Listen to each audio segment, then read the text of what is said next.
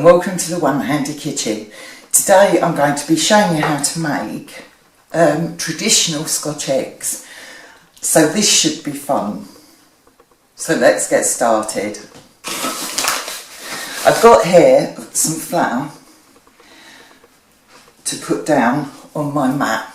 Making Scotch eggs is all about getting organised. So I have my sausage meat, I have my eggs which I've chilled.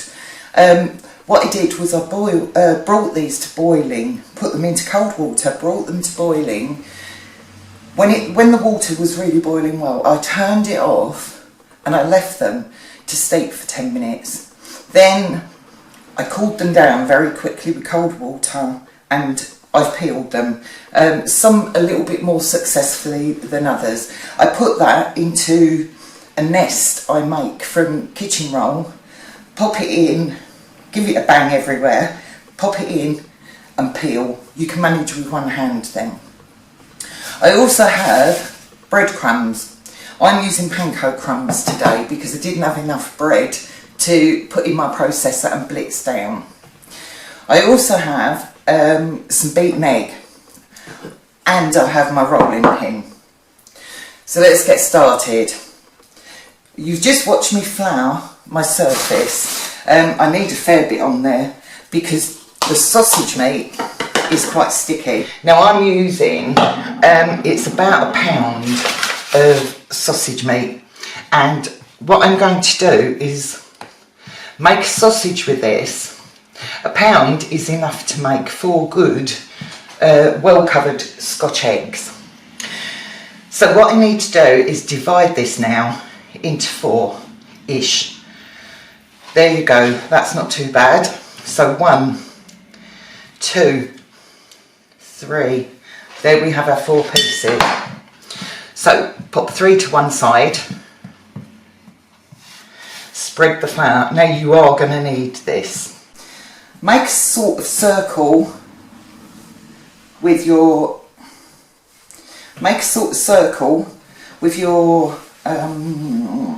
sausage meat. Then I'm just going to roll this slightly until I think it's going to be big enough to cover this egg. Now I want to get it quite even. See how sticky this is? That's good for the egg, not so good for our worktop. Okay, so just get that. You can see how thick I've got this. Place it down, place your egg in the centre of this and try and get it together. Now I do it like this. I roll it that way first and make sort of a seal with one hand. Then I'm going to bring the sides up. After that it's fairly plain sailing. What you do want to try and do, however, is get all the air out of that. So squeeze it together initially. Get rid of your flour because you don't really need any more on that. I'm going to place it down and squeeze that because if I don't get the air out of these, in my experience, they can crack and explode. Okay, so just go round and round and round and make sure you've got all that egg covered. How easy is that? Then I'm just going to place it onto my rack for a moment and get on with the other ones. Same thing again, bring your flour back in because you do need that to do your rolling out process. Now I'm using medium eggs here and I'm only making 4 in this batch. What I do suggest, however, is if you'd like to make these for parties or for buffets, you could use a quail's eggs. I'm not quite sure how I feel about those, to be honest with you, but I always use just standard eggs, free range eggs usually. There we go, I've made my pocket. Now I'm just going to squeeze the air out. I use free range eggs because I buy them across the road and they come direct from the farmer. I'm lucky because I live in a village and that's they're very available, fresh. They're delivered to us every couple of days. Brilliant.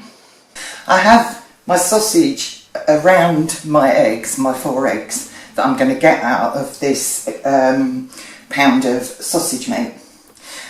Making these is about getting very organised because it can get really messy. So I have some flour in my first bowl that I'm going to roll these in.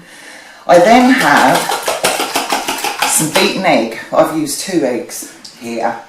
I probably don't need 2, but just in case.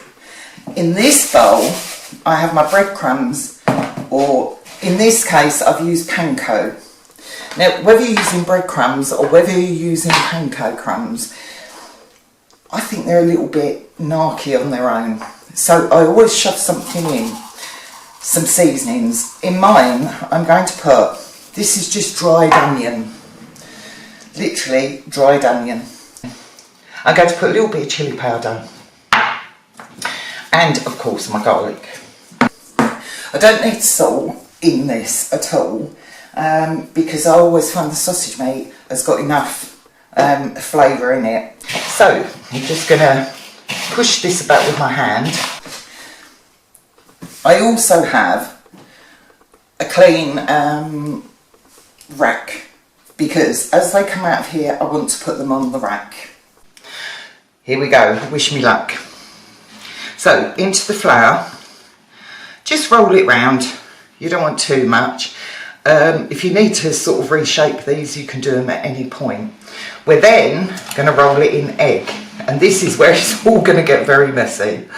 Okay, make sure that is totally covered in egg because that's going to seal it straight into your panko. Now I'm going to get on and do the next one because once I've been into the panko, it's going to look like I've made a cake on my hand.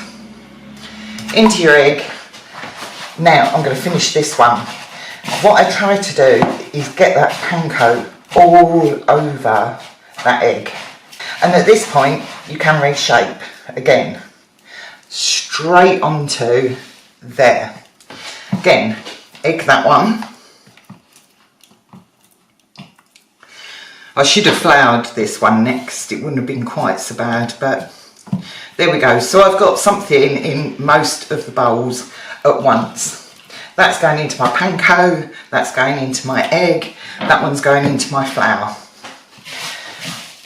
You can get a bit of a production line going. This is something that we tend to make round about Christmas because we like this on Boxing Day for when we have cold meats and pickles, or if I do a buffet. It's brilliant to have some Scotch eggs available.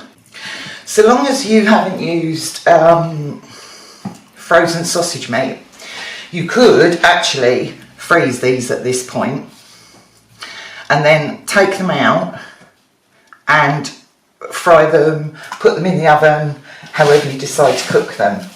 So these I tend to batch cook, and I will freeze them at this stage here. I'll flat freeze and then I will place them into freezer bags once they're actually frozen properly.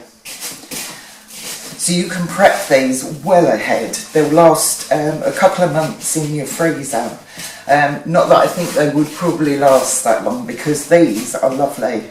I'm making a big batch today, which I'm going to pass on to my sons. They're going to have that for their dinner tonight. So I'm going to finish off what I'm doing and then we'll move on to the next stage. Here we are. As you can see, I've had a bit of a clear up, and I can tell you I look like I had a glove on by the time I've finished using the panko crumbs. I would not normally do what I'm about to do now.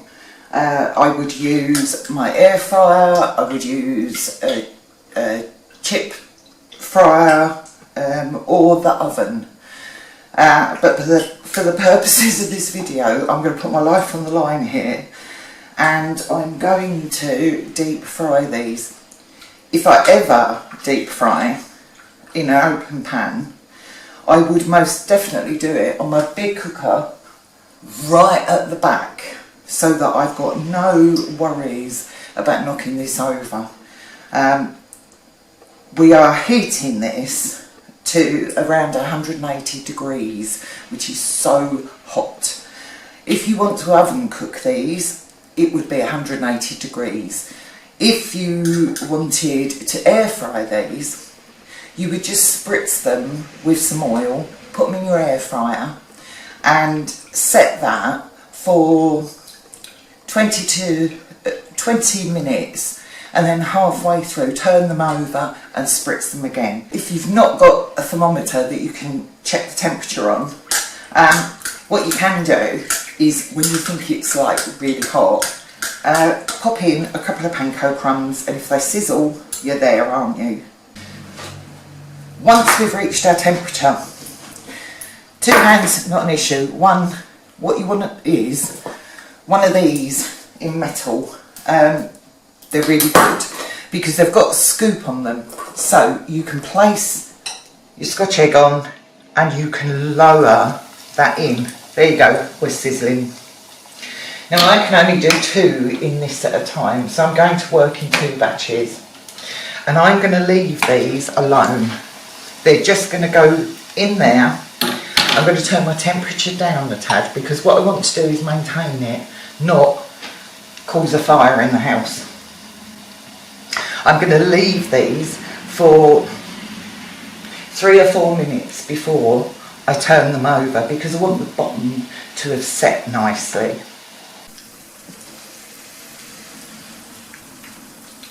All we have to do now, once we've done both sides, is just turn these occasionally, and we're going to cook these for around 10 minutes, because what we want is for that sausage to cook through properly. We do not want to be eating raw sausage, that really isn't good.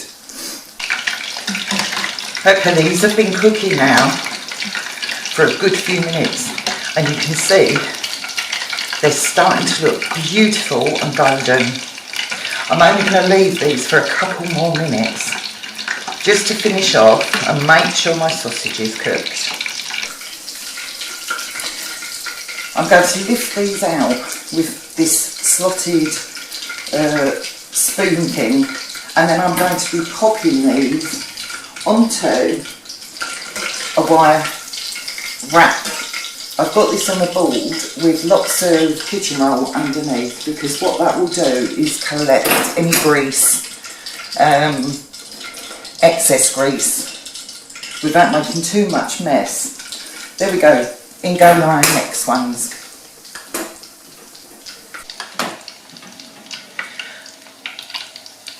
And I want to cook these until they're like the others, nice and golden brown and crispy. Well, here are my beautiful Scotch eggs. I think they look absolutely lovely. These are all crispy, crunchy, beautiful. Now, I have made a whole bunch of these because I'm actually sharing these out with my sons, who will eat 2 of these at a time. I think one's plenty, but they are definitely hungry boys. Anyway, no more to do. I've cheated here. I got this cut because I make such a mess up of all of these taste tests. So, oh, and I've still done it. Look at that. I think these are looking stunning. Nothing else to do but to taste these.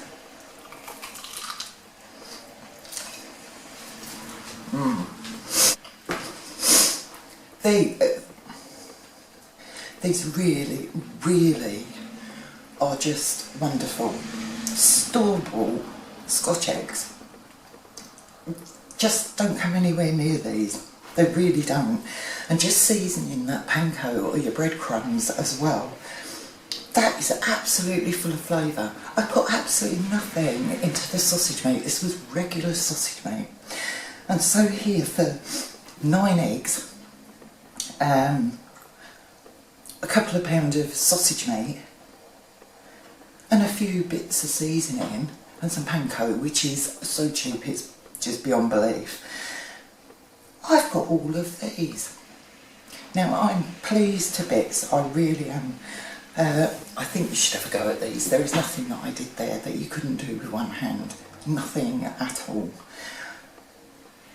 Well, if you liked what you saw, if you want to make affordable, really tasty food, please subscribe, like, share with friends. It doesn't matter if you're a new cook or if you've got one hand or two. All of these recipes are just so cost effective for some wonderful, delicious food. Thank you for watching.